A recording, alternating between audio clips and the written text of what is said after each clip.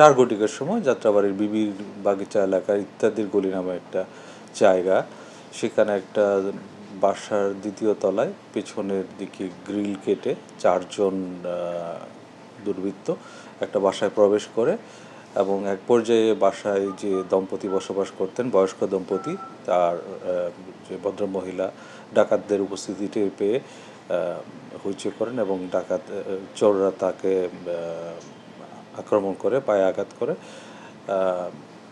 এবং ঘটনায় এই যে দম্পতি ছিলেন, যে বয়স্ক ভদ্রলোক, তিনি ওখানে মারা যান এবং তার মৃতদেহ সুরতহাল করে পোস্টমর্টমের জন্য ঢাকা মেডিকেল কলেজ হাসপাতালে রয়েছে এবং এই ঘটনায় আহত যে বয়স্ক মহিলা, তাকে একটা বেসরকারি হাসপাতালে চিকিৎসাধীন অবস্থায় রাখা হয়েছে।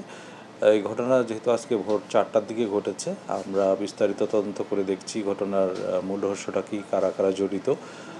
যেহেতু যে বয়স্ক মহিলা তিনি এখনও চিকিৎসাধীন রয়েছেন, তার সাথে বিস্তারিত কথাবার্তা বলা সম্ভব হয়নি।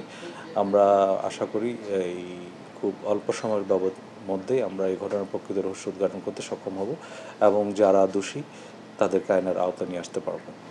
ডাকাতির ঘটনায় ওই বাসা থেকে আসলে তারা তো যেহেতু ডাকাতির উদ্দেশ্যেই গিয়েছিল, তো সেই ক্ষেত্রে ওখানে আসলে কি লুটপাট হয়েছে, কি মিসিং আছে, এই জাতীয় কোনো তথ্য পাওয়া গেছে? এটা আসলে ডাকাতি বা চুরি যেটা আপনি বলেন, এটা আইনের কিছু বিষয় আছে। এটা ঘটনাটা কোন পর্যায়ে সেটা এখনও নিশ্চিত করে বলা যাচ্ছে না, যেহেতু এই ঘটনার যে অন্যতম ভিকটিম যে বয়স্ক মহিলা, তিনি এখন হাসপাতালে চিকিৎসাধীন রয়েছেন, তার সাথে ওভাবে কথা বলা সম্ভব হয়নি। আর যেহেতু আরেকজন মারাই গেছেন, এই বিষয়গুলো নিয়ে আপাতত আমরা গুরুত্ব দিচ্ছি এবং পরবর্তীতে যিনি ভিকটিম মহিলা চিকিৎসাধীন রয়েছেন তার সাথে বিস্তারিত কথা বলে ঘটনার প্রকৃত কারণ বোঝা যাবে এবং আসলে কি কি জিনিস মিসিং রয়েছে সে সম্পর্কেও বিস্তারিত জানা যাবে।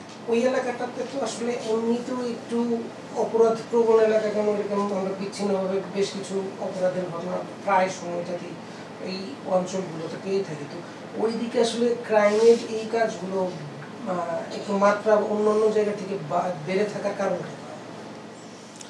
দেখুন, যেসব এলাকাগুলো আমরা দেখেছি বিভিন্ন যে বিশেষ করে শহরের কাছাকাছি বাট একটু আপনার মফস্বলের মতো একটা বিষয় থাকে, সেখানে বিভিন্ন এলাকার লোকজন এসে বসবাস করেন।